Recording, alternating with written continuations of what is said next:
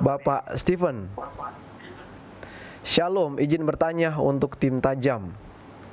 Dalam Ulangan 15 ayat 4, maka tidak akan ada orang miskin di antaramu, sebab sungguh Tuhan akan memberkati engkau di negeri yang diberikan Tuhan Allahmu kepadamu untuk menjadi milik pusaka. Pertanyaannya, apakah ini untuk saat ini atau nanti di surga? Karena sekarang ini masih ada orang miskin juga. Terima kasih. Demikian Pak Pendeta. Terima kasih untuk pertanyaannya Bapak Stephen. Selamat malam Bapak Stephen. Terima kasih pertanyaannya.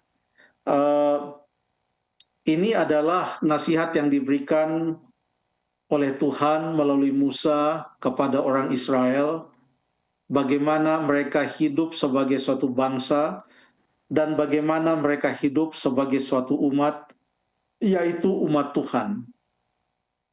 Bukan hanya pada waktu dalam perjalanan dari Mesir menuju ke tanah perjanjian, tetapi nanti juga di tanah perjanjian, ya, di Kanaan.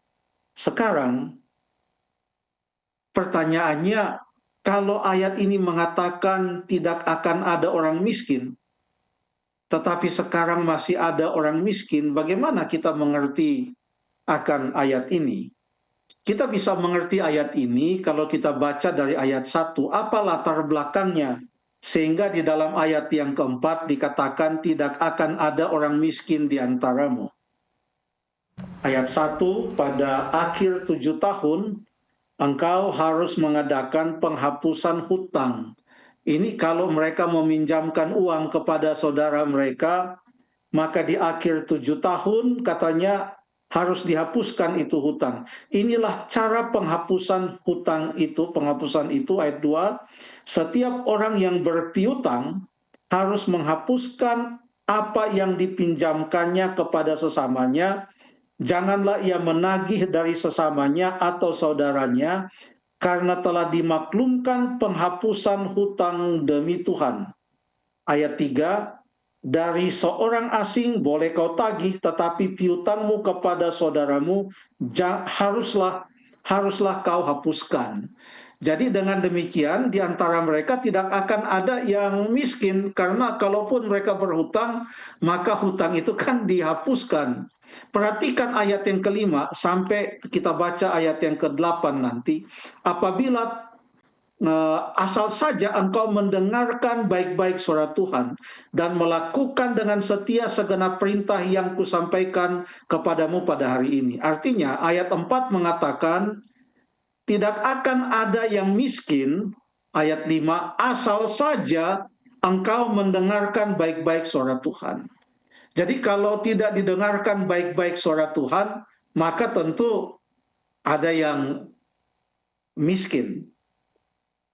Ayat yang ke-6, apabila Tuhan Allahmu memberkati engkau seperti yang dijanjikannya kepadamu, maka engkau akan memberi pinjaman kepada banyak bangsa, tetapi engkau sendiri tidak akan meminta pinjaman. Engkau akan menguasai banyak bangsa, tetapi mereka tidak akan menguasai engkau.